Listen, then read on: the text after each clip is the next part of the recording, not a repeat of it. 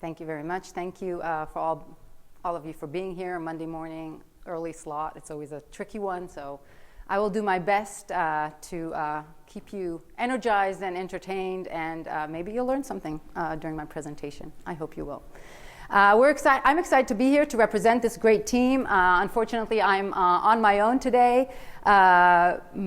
My fellow colleagues each have very interesting reasons and a lot of stories that I could tell you about why they're not here, including passports getting lost and every saga under the sun. But we'll skip that. I'll just say that the team is kind of dispersed in terms of locations. Bert de Rijk, who he and I presented in this competition a few years ago together, he is my PhD advisor when I studied at London Business School. So we go back many, many years.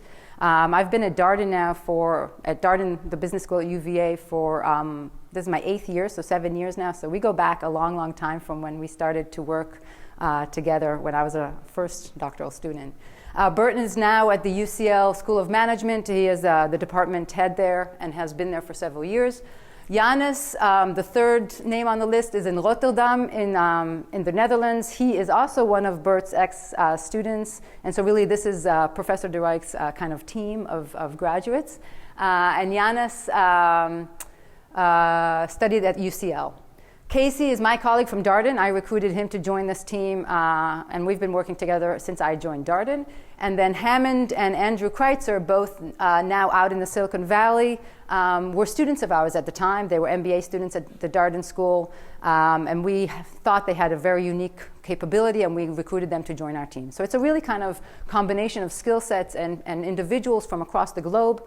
It's a team that enjoys working together.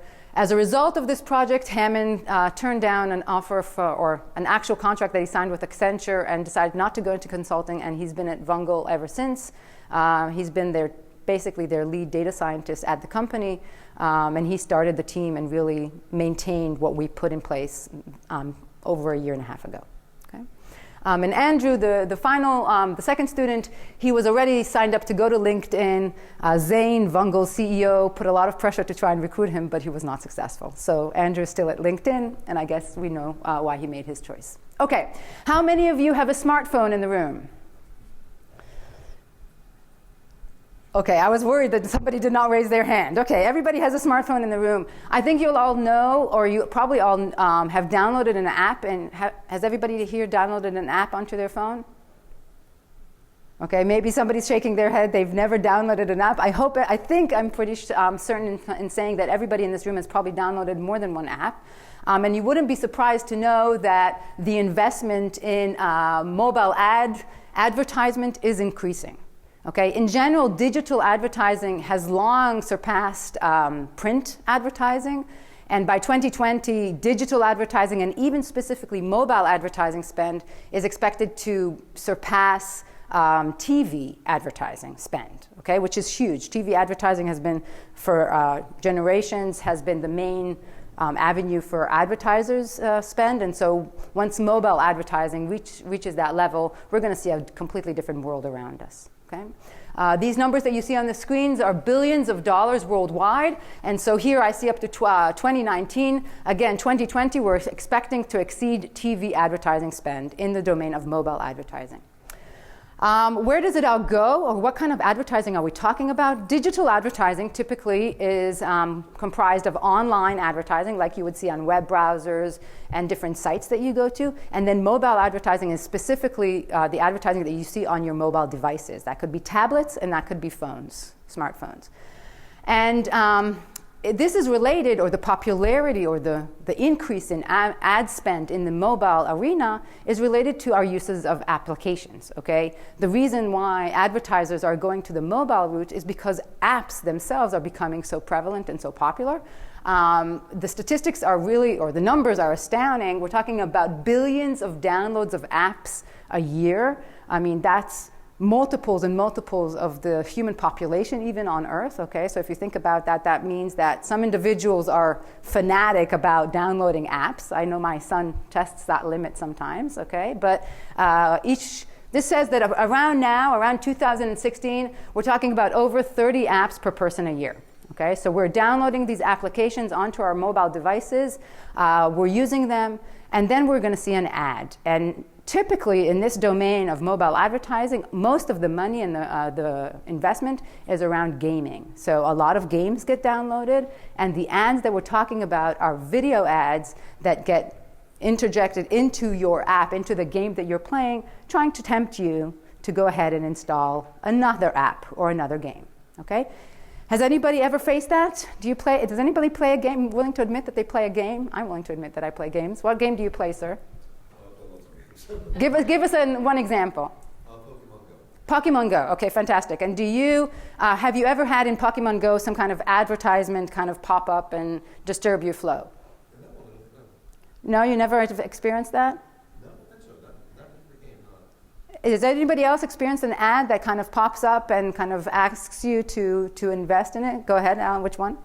I play Scrabble, and occasionally I'm trying to make a word and some ad pops up. I never buy it. You never buy anything. You get rid of it. I play 2048, and that happens to me as well. Let's look at an example of how this happens for those of you who haven't experienced it. Maybe Pokemon Go. Sometimes, depending on how much you're willing to pay for the app, you'll see less and less ads, okay? Well, what we're going to see in a moment is a little very short kind of example of somebody playing a game, and he wants to buy an upgrade or feature, a certain kind of credits for the game. And instead of paying with some kind of currency, he gets an opportunity to watch a video. So not only do these ads come up and pop up when we're trying to finish a word in Scrabble, but sometimes they will be actually chosen and opted into by the user in order to avoid some kind of other payment. Okay, so let me just show you this example so it will kind of contextualize what we're talking about.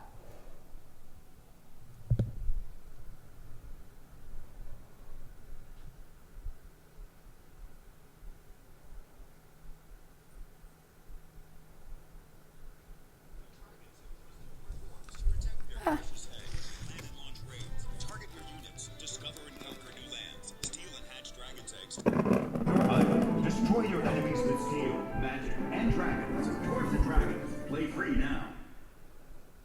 That was an example of a video. Sorry about the sound. Hopefully you kind of heard the sound towards the end of it. Whoops, I will close everything up here.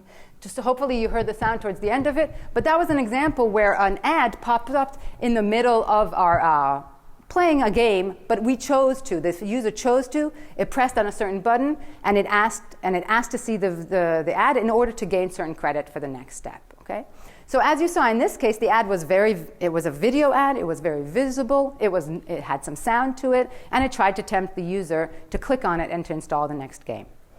This is Vungle's business. Vungle is a company that is an expert in online or in mobile ads, and specifically they're experts in mobile video ads.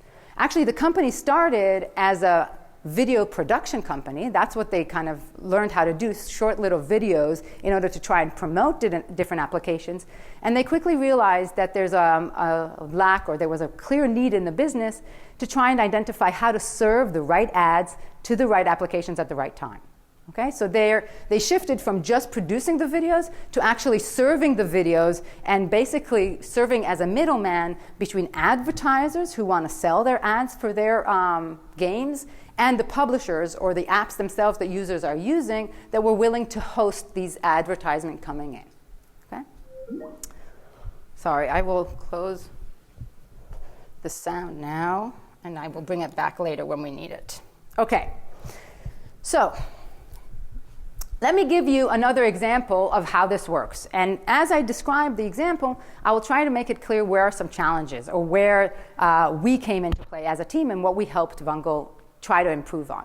So this is the process. Imagine that we see Chris, who's a user, and Chris is playing a game. Let's call this game for a second Sonic Dash. Okay?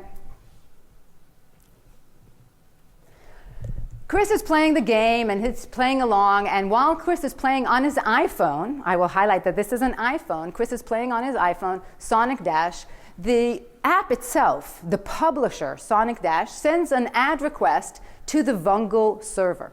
Okay? It sends the information that Chris is in the US playing on his iPhone 5 with playing Sonic Dash, which is the publisher in which he's in. Vungle's server does some processing and tries to think, okay, what ad should I serve back to Chris while he's playing Sonic Dash? This is where the magic happens, and we will talk a lot about that. Some kind of process occurs in that stage where Vungle has to decide which ad to send out back to Chris. So we debate, we look through all the campaigns that we have available, all the ads that we can decide to serve, and we identify that Heyday is the best campaign or the best type of ad for us to serve back to Chris for certain reasons. Okay, so we will send back the information that here you go, here's a video for the video ad for a game called Heyday. Once we do that, as Chris is playing, he will see an ad for Heyday, a little video like the one we just saw, in which we're trying to encourage him to download and install Heyday. While we're sending this information to Chris, who's using his iPhone, Supercell, who's the advertiser who owns Heyday, gets a notification, oh, by the way, your ad was just viewed. Your ad was just served out to an end user, just so you know. Okay, that has to do with some kind of monetization part of it, but it also gives the advertiser some information that their ad was viewed. If Chris decides to download, not like Alan, kind of ignore it and keep on playing, but if Chris actually decides to download, then Supercell also finds out that that occurred, that there was an extra click along the way, and that Chris decided to download, after viewing the ad, decided to download the application. And finally, Vungle also gets notification that the download button was clicked on, and so they have the knowledge that the individual who was playing Sonic Dash clicked on an ad for Heyday. Now, sometimes later, another ad might be viewed, so Vungle's server already prepares the next ad in line to serve to Chris if Chris continues to play. Okay? Typically, users play for some amount of time, and we just keep on going, and after a few more minutes, we're going to serve another ad down the line. Now, the fact that Chris clicked on the button and looked at the video and then downloaded doesn't necessarily mean that he's going to open it up and start playing and installing it. And so at some point in time, an undefined point in time, Supercell might let Vungle know, oh, by the way, that user that you served the ad to who clicked on it, they also went ahead and installed. That is an important moment in time because that's when the dollars get paid. That's when the actual fee gets transmitted. In most cases, that's when the installation occurs and when Vungle sees some revenue from that installation. Vungle sees the revenue, but not only Vungle sees the revenue, Sonic Dash, which was the original publisher in which Chris was playing, also sees a portion of that revenue along the way. And so that's the last step in the process.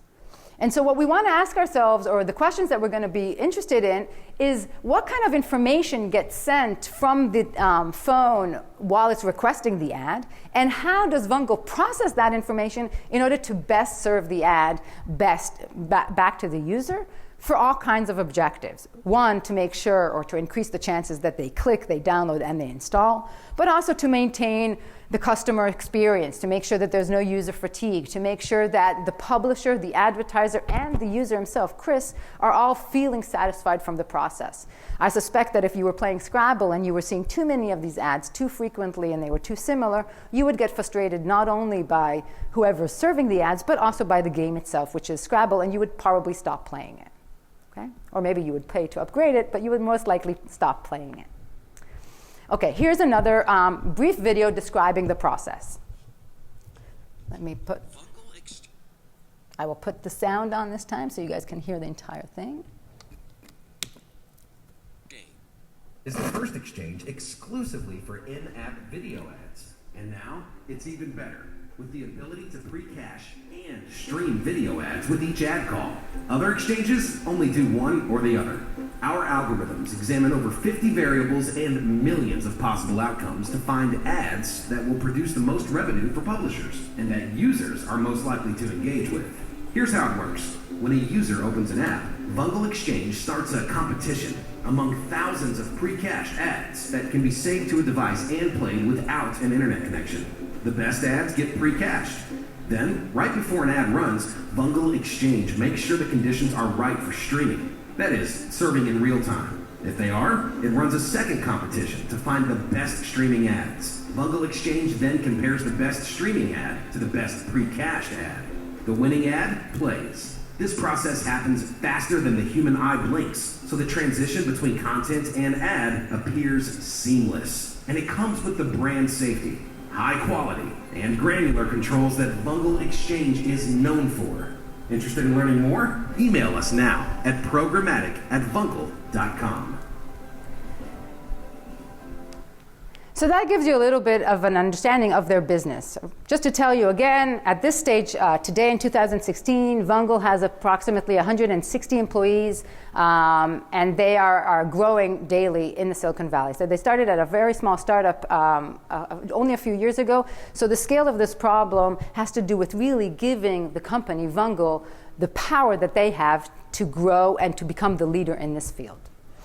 Let me talk a little bit about the specific process related to choosing the ad and serving the right ad.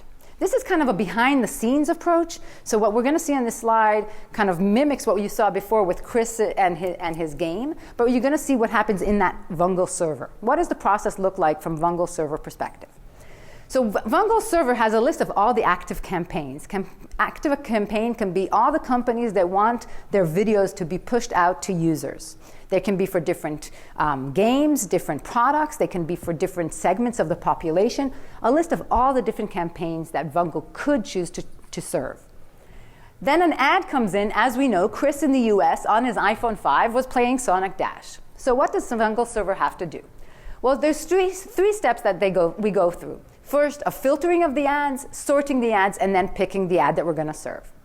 When we talk about filtering the ads, well, some of these campaigns, so if we look at all the combinations of the different campaigns we could choose, for instance, Disney for an iPhone in the US, or Disney in French, or for instance, a game called Clash of Clans in Germany, all the different combinations of ads that we could serve, we are going to look at the circumstances under which we're getting the request, and we're going to automatically filter some out that just don't belong here. So we look at the country, the operating system, campaigns, blacklist, meaning what have we already utilized or we don't want to utilize again, the different installation history, device type, and so on, in order to remove a few, and we crossed out a few that are no longer relevant.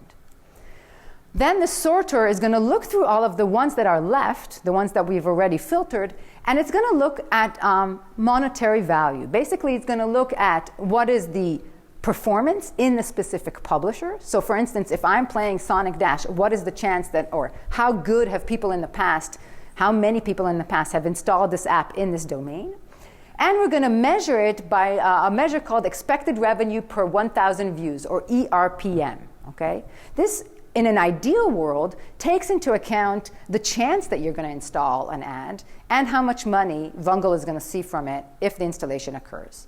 And I'll tell you, when I finish the process, the status quo when we started the project, what Vungle had on its plate, and where we were trying to take it with our project and the process that we developed for them. Once we sort, meaning we identify which is the top of the list in terms of the ERPM, the expected revenue per 1,000 views, then we can go ahead and decide to pick. And here we add some kind of flavor to it. We don't always just pick the one on the top. We sometimes randomize, and I'll talk about that a little bit in a few moments. So we look at the top of the list, assuming we've done some kind of randomization process, and then we decide to go ahead and to serve the ad to Chris. Now, when we started this whole process and when we started this whole project, the main thing that they were using is the campaign performance in publisher. They were able to keep track within a certain publisher, within a certain game, which ads performed best. And in those cases, it wasn't also too much of a surprise. If you're playing something like, let's call it Heyday, if you're playing some kind of racing game, you're more inclined to install something along those lines. Okay, so if you're playing Doomsday, if you're planning there's some really kind of evil games, you're going to install something more dark. If you're playing a cookery game, you're more likely to go with something that is a little bit lighter. So it depends. The fact that you're playing a certain game and that has an effect on your installation is kind of sensical. But what they weren't able to do and they weren't able to capture is they weren't able to take into account all of the other information that they had at hand and figure out a way to incorporate that to come up with a probabilistic assessment of how likely an installation is to occur. So all of the information around the user, where are they coming from? What is the time of day? They weren't even sure what was relevant in order to make that call. Okay? What in the history of a certain installation pattern indicated a future installation pattern. All of that information was out there, but it wasn't really clear how it was going to affect the probabilities and how they should be taking it into account, let alone put that in operations and then be able to make sense of all of that information even quicker than we blink an eye, within 50 milliseconds, to serve back an ad that addresses those principles. And so our challenge here, or our part in this process, was to say, what is all the information that is available to Vungle at the time that the ad is being requested? What information is relevant to that choice, meaning how should they process it, and then how are we going to actually code it up and put it into implementation in order for them to make use of that? So what we started to do, which is typical to any data science project or analytics project this day and age, if you are active in those spheres, I'm sure that you recognize, the first step is always to visualize the data, okay? Let's see what we can learn from historical data. Our first step was to say, okay, let's take all kinds of historical patterns and try and find features that might be relevant to the downloading and installation process. The first thing that we did was a geographic mapping of the installation. So what you see here is you see a lot of squares, I suspect from where you're sitting. You see squares of different colors, red and blue. Blue is high rate of installation, meaning the bluer it is, the more they will install, or the probability of installation goes up. The red is a very low installation rate. And the size of the square has to do with the quantity, so the sheer size and magnitude of how many downloads and how many installations we're seeing in a certain country. And so it is pretty visible, and what you can see is that there are patterns. In Europe, the rate is pretty low. In North America, the rate is fairly low. In most cases, the blue, meaning the high percent, the high chance of an installation, coincides with volume, okay? But not always, but there's a high correlation between those features. And so it suggested to us that origin, country, would definitely be a feature that would be meaningful as we develop some kind of predictive model in terms of the chance of an installation. Okay? That's what we're hoping to predict, is what is the chance of an installation. Another thing that we noticed that matters in terms of the rate of installation is the time of day. Okay, so there's a big spike here between 6 and 8 a.m. Why is there a big spike here between 6 and 8 a.m.? People wake up.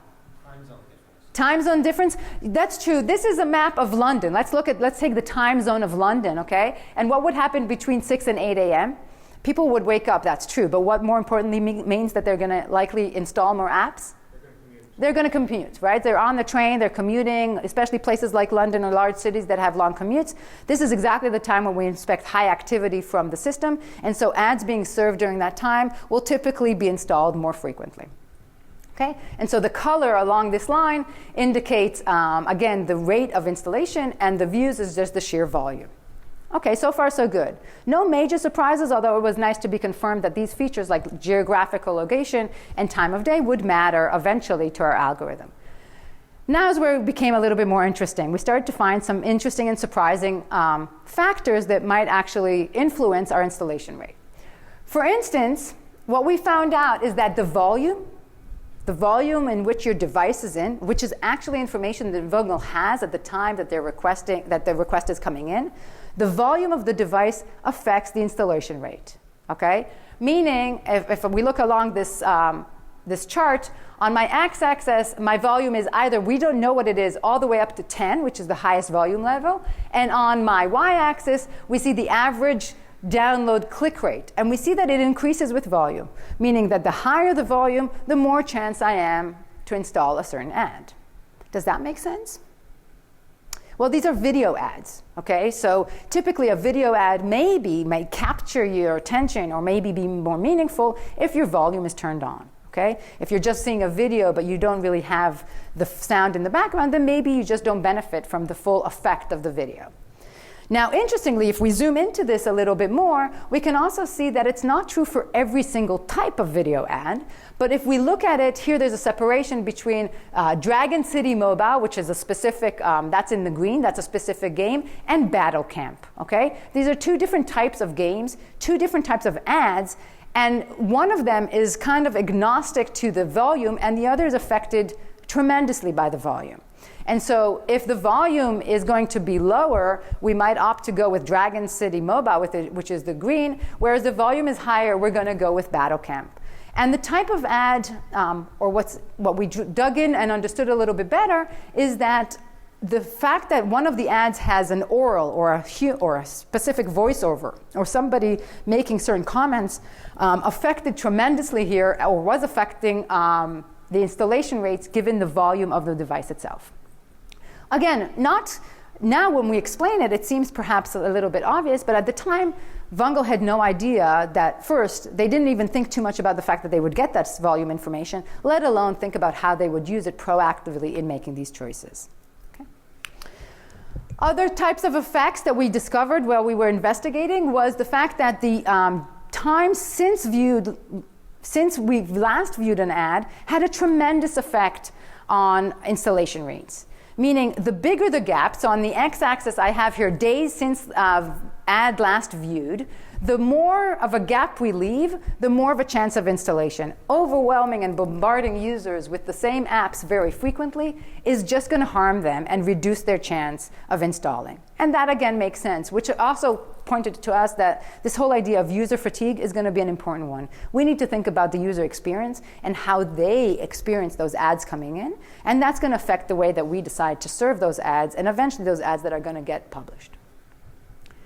Okay, so far so good. So this is all the type of work that we did in identifying features. There were others that came into play that I haven't presented here, such as orientation of device. And so if we're actually holding our device vertically versus horizontally, will indicate something around our habits, around gaming, or around the types of apps that we're looking at. And that will also have an effect on which ad we should serve, or it will lead to a different probability related to the ad that we're about to serve. And so we found a whole exhaustive list of factors that we're going to try and include in our model. We looked at user-specific factors such as language, device type, device orientation, sound level, as I mentioned. We're going to look at geographical and temporal, so time of day and the country. And these are just examples of the message coming in. How do we see all of this data coming in? It's all coming in while the ad is being requested. We also look at information such as what have we installed previously, and how many views have we had of that specific ad. We take all of this information and we put it into a big model. Now, this model is going to be trained twice a day. And the reason that we're training this model twice a day to come up with probabilities of installation is to pick up on latest trends. The mobile advertising industry and mobile apps in general are a very viral industry. A game that is popular today, completely gone by tomorrow. Pokemon Go peaked a few months ago, and it's already, I think, seeing its decline. Heyday was one that was very popular at the time, and these things come and go very quickly. And so the model needs to be very current and very up-to-date to not miss any opportunities. And so the challenge was to train 200 million rows of data, so 1 week of data, to do this very quickly and to train it twice a day. And to train a predictive model in a way that we could capture the coefficients, capture the parameters, and quickly run it through production. And so that meant a lot of limitations in terms of which machine learning algorithms we could come up with that would do the predictive analytics for us. And so looking through it, we would think of, okay, what models are available to us? And we settled on something fairly simplistic, meaning we settled on something that we knew could run quickly. Okay? The logistic regression has some shortcomings, but the applications and the availability in, for instance, packages like GLMNet and R are fairly quickly and robust to implement, and they run swiftly, and they do the training properly. And we could take those and modify them to be more sophisticated, and yet give us that quick and easy training capability. So the logistic regression with its implementation in R, using the lasso to ensure that we can deal with multicollinearity properly and we don't have a problem with our coefficients on our different explanatory variables, was a fairly straightforward solution for us in terms of its popularity and in terms of its ease of use. And where we came into play is that we improved on this. Because we had so many X variables, we had geographical features, we had the user features, we had all of these different informations, and we knew that it would change based on the publisher, on the game that you would play. We had all of the interactions under the sun. We had so many X variables that even logistic regression would struggle to process this very quickly. So one of the novel things that we introduced is a publisher decomposition.